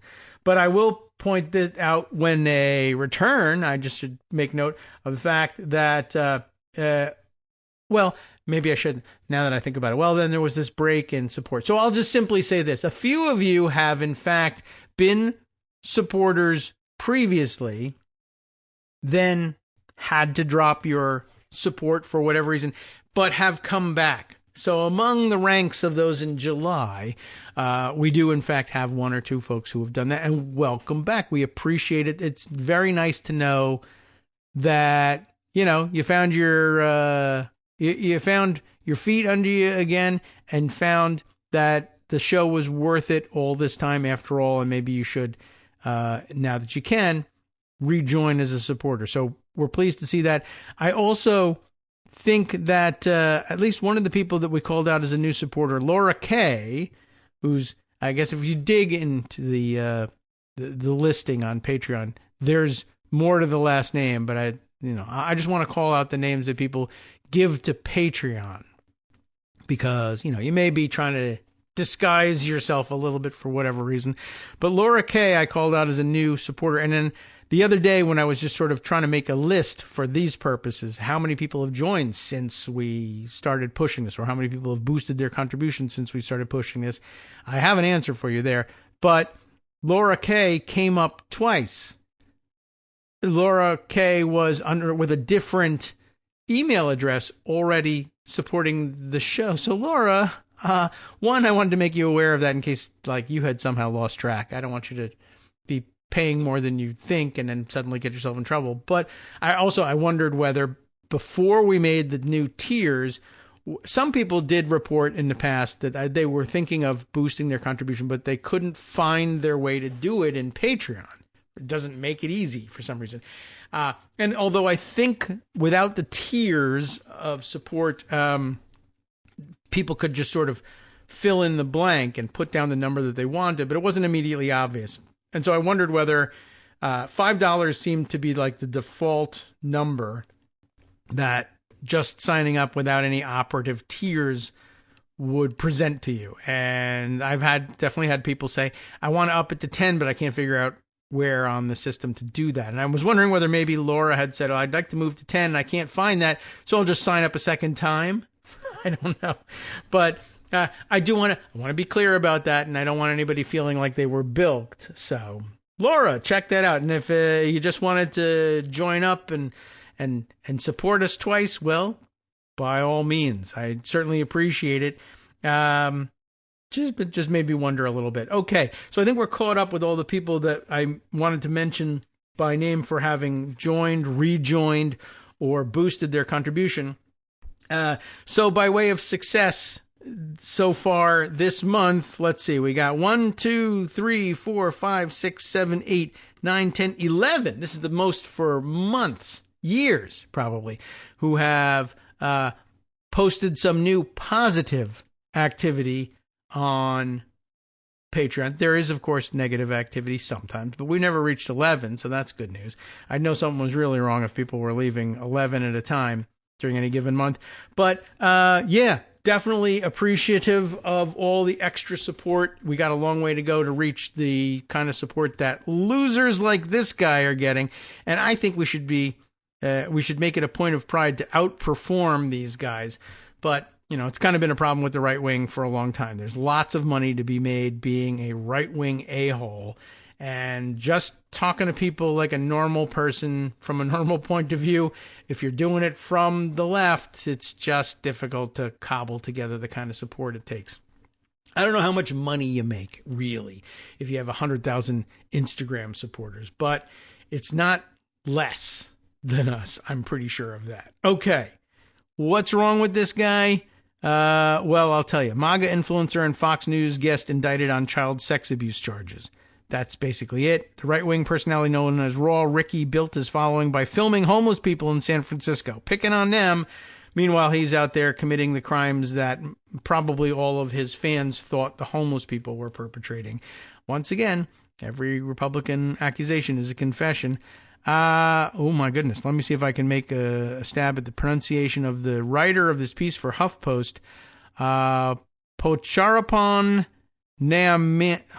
Naamani as my best guess at that. I'm really apologetic about this one as usual, but I wanted to challenge myself to see if I could do it. I'll give you a link. You go see if you can figure it out. And if you'd like to come on the show and discuss the article and tell us how to pronounce your name, I'm fine with that.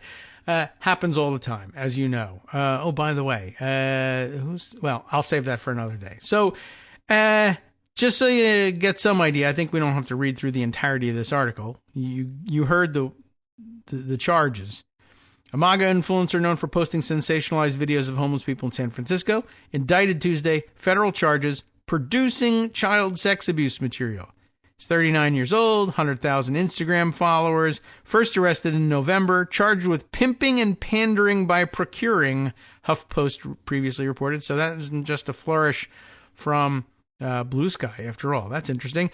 Taken into custody alongside a woman shortly after arriving at San Francisco International Airport. There's a photo of him. Looks more or less like you'd think because he's wearing a MAGA hat. The influencer was already being investigated by San Francisco police at the time of his November arrest and was named as a suspect in the sexual assault of a 15-year-old, according to the San Francisco Standard. Authorities said they found evidence on Wynn's cell phones and at his luxury apartment that indicated he was facilitating a sex work operation that spanned multiple cities. You know what that's called? Sex trafficking. Well, what do you know? Once again, every Republican accusation is a confession. Do they discuss anywhere, by the way? Anyway, just that he's, a relatively successful MAGA influencer, has appeared on Fox News as a guest, on the Jesse Waters show, Tucker Carlson, etc., and living it up out there on the dime of his contributors. I will not be using any of your contributions for any kind of sex trafficking whatsoever. We just want to eat and pay for college here at the Kagro in the Morning Show. Okay, just letting you know. All right, other items of importance, and there are many. And what can I tell you? I got to click on some of these things and make sure I can find what's what here. Boy, I can't even tell you. Some of these stories, I'm not certain.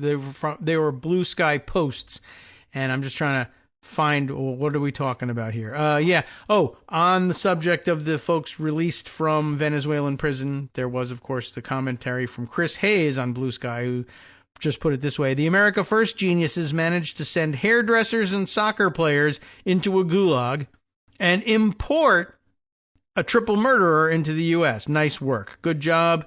Definitely on top of the emptying the prisons accusation all along. Okay. That was maybe we can spend some time on this as well. Just because, Jeffrey Epstein.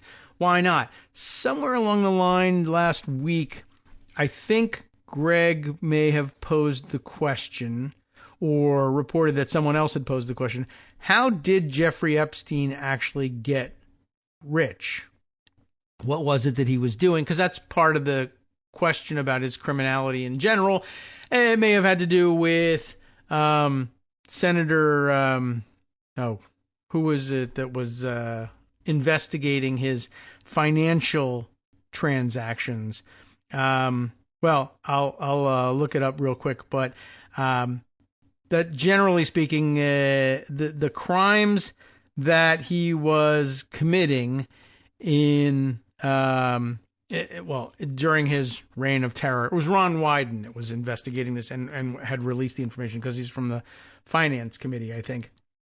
And but part of the racket for Epstein was that he had this enormous amount of money, and so he had built himself a sex trafficking and possibly blackmailing infrastructure, bought an island, had an exclusive townhome, had security people, had a mansion next door to Perva-Lago, all the places that he needed, New Mexico, etc., all the places he needed to have these secluded compounds where he was doing his trafficking. And then, of course, the supposition about his affiliation with all of these other rich and famous and important people, personalities and celebrities, etc. The thinking was, well, maybe he's not only keeping them close to him by trafficking kids to them and, keeping them interested in hanging out with him, but also possibly filming or otherwise entrapping people in, and capturing evidence of their guilt and then using it as blackmail material and perhaps extorting money from them. But also, he touted himself as a financial advisor, which, very often can lead to a fairly lucrative lifestyle. You can make lots and lots of money in fees even if you're not doing a particularly good job, it can happen that way. But anyway, there was or have been inquiries into just what did he do to make his money. And one of the publications on it has kind of re-upped, I guess. I'm sure Forbes had done this before, but they have a new piece on this. And I feel like we've read a lot of this information before, but this is a renewed look at it. How Jeffrey Epstein got so rich. It was published just recently, July 25th, in Forbes. Giacomo Tognini and John Hyatt, both of the Forbes staff on this piece, and all the familiar stuff, like what was his name? Wexner, who hired him. He was like the chief financial advisor to Wexner, who had, billions of his own and paid him a ton in fees. Although I also remember our discussion of it thinking, having an island, a private island, and all these other homes, that sounds like billionaire level riches to me. But as it turned, it was interesting that it was not the case.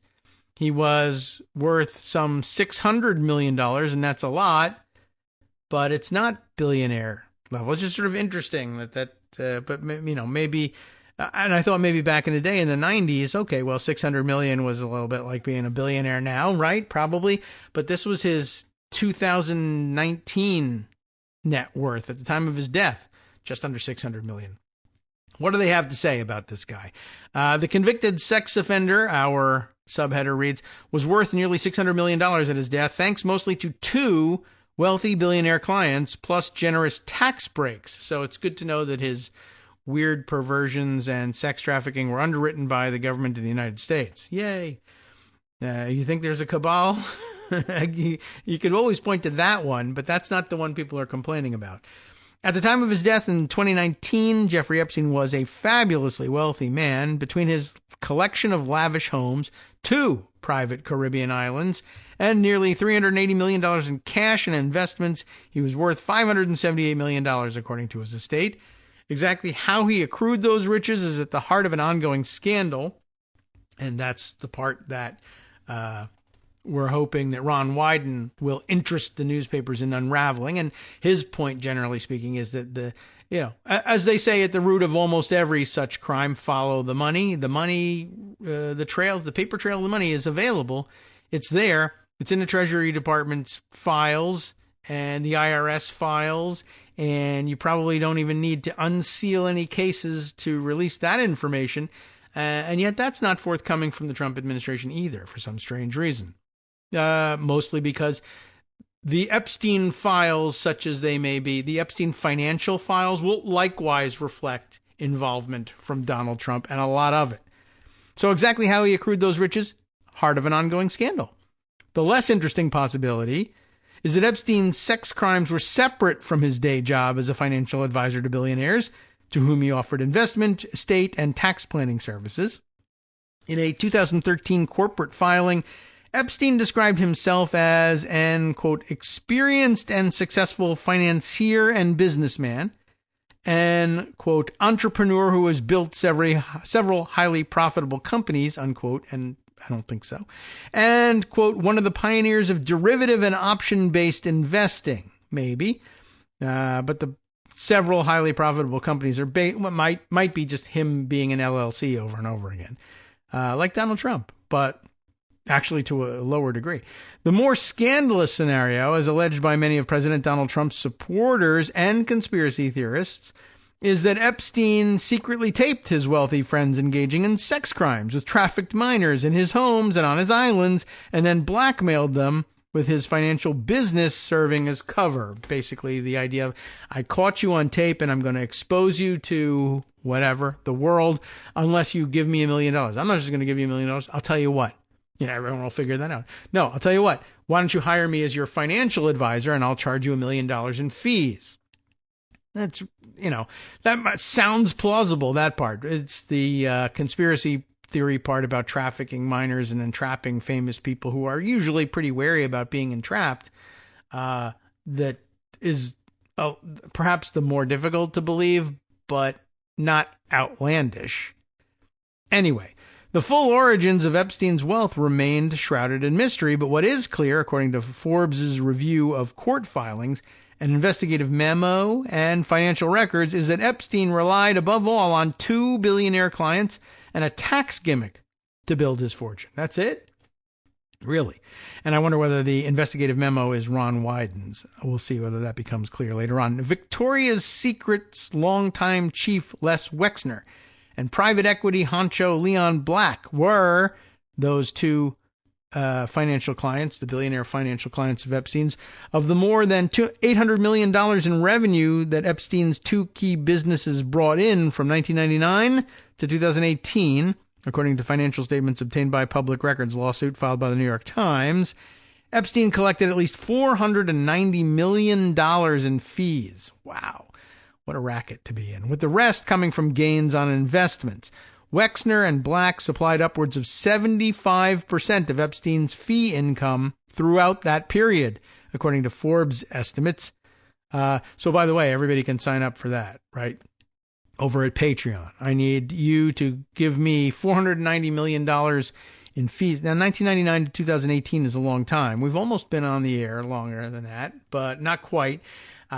But we can do it to a lesser extent. It doesn't have to be millions, hundreds of millions of dollars. It can be less. Don't worry. Unless, of course, you're a billionaire, in which case you can sign up for our new tier, the It's So Crazy It Might Just Work tier of $100 a month. Because why not? And you don't even really have to be a billionaire to do that. $100, look, I'm not going to do it. I'll be honest with you. But $5 or so a show. Like there are definitely some people who will be like, hey, I'd pay $15 to go see the movies, and the movie lasts as long as the show does, right? We just do a lot of shows. What can I tell you? All right. I want to focus on this guy. So his 2 companies that he used to charge people these fees, both based in the U.S. Virgin Islands, were Epstein's only revenue-generating companies from 1999 until his death. So I don't know about all these companies that he said he was so successful in establishing. There are 2 companies that specialize in charging other people money. It's, not in exchange for anything. Like, I'll tell you, I don't know, go invest in some stocks. Now give me some of your money. I'm not selling you anything. It's a very weird situation, but okay. So this, according to an expert report provided by an accountant in a 2022 case filed by the U.S. Virgin Islands government against J.P. Morgan Chase. While President Trump and Epstein were friends for many years, there is no evidence that they ever did any business together. They reportedly fell out after competing to buy the same Palm Beach estate in 2004, and Trump won. This, of course, this is the new canon for their falling out, replacing the old story of I caught you hitting on the daughter of another Mar-a-Lago member who was working here for the summer on the pool deck. Wexner, 87, founder of apparel giant Limited, and it is interesting they always describe him as the Victoria's Secret guy, because that's just a little pervy too. We'll throw that in with mix, right? But the Limited, okay. Well, he was Epstein's primary client from 1991 until 2007, before the two men fell out, and he paid Epstein an estimated $200 million over the years. Black, 73, who founded private equity firm Apollo Global Management. And I feel like that name came up in connection way back when with Jared Kushner. Am I wrong about that?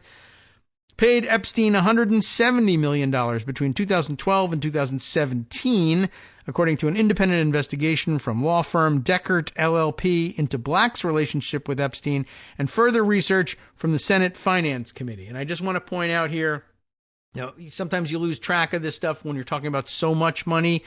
But, okay, so Wexner paid Epstein $200 million from 1991 until 2007. Okay, so it's a long time since Wexner cut off Epstein. So 12 years passed between their relationship ending and Epstein's death. But then Black takes over. What's the guy's for? Leo Black, was it? He takes the reins, and Apollo Global Management pays Epstein almost another $200 million, $170 million. That goes between 2012 and 2017. I just want to point this out. If these two guys together provide 75% of Epstein's fee income, right? That's, 25% of Epstein's fee income is still an awful lot of money, right? It would sustain any of us for years. But it's interesting that essentially, for a guy who's supposed to be so high end and who makes so much money and who's such a financial genius, if these are his only two clients, and from 2007 to 2012, what's that? 8, 9, 10, 11, 12, 5 years, Epstein as a financial advisor to billionaire people who run companies is essentially out of work. I guess he's generating some other income from other companies, and you can't look at that and say, well, he made $20 million in fees in those 5 years. You said he was out of work. He made $20 million. He's not out of work. He's $4 million a year. Well, comparatively speaking, I guess. What's interesting, he has these two giant clients, and then he doesn't have anybody. And then in 2012, he picks up this new client for another 5 years with Black. And then 2017 rolls around, and I guess he finds himself in trouble again. And anyway, between 2017 and 2019, when he dies, Black isn't a client either. And I can understand his being, without much income between 2017 and 2019, when he finally lands in jail and kills himself. But it's just sort of interesting. It's like 5 years he's got no major clients, but sitting on a pile of money. So that does raise some questions, right? Okay. Epstein was able to accumulate his wealth nearly tax-free thanks to generous tax breaks in the U.S. Virgin Islands, where he became a resident in 1996 and set up a financial consulting firm named Financial Trust Company 2 years later. The same year, he spent nearly $8 million to buy Little St. James Island, which has since become known as Pedophile Island for its role in his sex trafficking ring. Just a little thing you can do. Back in the 90s, I'm moving to the Virgin Islands because it's tax-free. Sounds great. Where are you going to live? If you want to move to Bermuda or the Cayman Islands for a tax shelter, well, it's going to cost you an awful lot of money to buy a house there. I'll just buy a whole Virgin Island myself and then live there tax-free. Well, why didn't I think of that? Court filings show that between the firm and the Southern Trust Company, which he set up in 2011 and which took over as his main business the following year, Epstein obtained benefits under the territory's economic development program that saved him $300 million just in taxes. So Never mind, he doesn't have to work for an extra $300 million. It's the government just let him keep an extra $300 million because he was doing all of his financial advising and child sex abuse in the Virgin Islands instead. Oh no, what a hardship. You definitely have to encourage that with the tax code. All right, so he saved another $300 million in taxes. Anybody else in this audience who has a $300 million tax windfall, like, forget it. I'm not going to work. I'm not going to do anything. I don't need to advise anybody. I don't need to buy any more islands. I got $300 million. I'm finished. I don't need to blackmail anybody, but not Jeffrey Epstein. He had to keep going. All right. Throughout that time, Epstein earned at least $360 million in dividends from his companies, which did what? And had no customers. I do not know. It is worth looking into, I would think. Wexner and Black have both apologized for their associations with Epstein and said they were not aware of his sex crimes. Wexner stepped down as CEO of L Brands in 2020 and said in a letter published that year that he would not have continued to work with any individual capable of such egregious, sickening behavior had he known. Black said in an earnings call in 2020 that he deeply regretted his association with Epstein. The Dreckert report found no evidence that Black was involved in any way with Epstein's criminal activities. In 2021, he stepped down as Apollo CEO and from his position as chair of the Museum of Modern Art. Spokespeople for Wexner and for Black declined to comment for this article. So, also interesting, neither of them then say that they disassociated themselves from him because of finding out that he was a pervert and a sex trafficker. So, I'm curious what made them cut off their relationship at all. Anyway, and interestingly, no evidence that they opted to pay him for his financial advice because he had him over a barrel or anything like that. So they just thought he was a financial genius. And I guess the more I look at it, the more I have to say, I see their point. And why can't we make that kind of thing work for us? I don't know. NetworksRadio.com. You have been listening to Kagro in the Morning with David Waldman. Well, there's much more to this story, and I recommend that you take a look at it. Maybe we'll revisit it beginning tomorrow, etc. But for now, the thing I need to do is hand the mic over to Justice Putnam for the West Coast Cookbook and Speakeasy, coming up next right here on Netroots Radio. And guess what? That guy is in the news again. Tops of the list, though, DOJ officials entering into that corrupt bargain with Ghislaine Maxwell.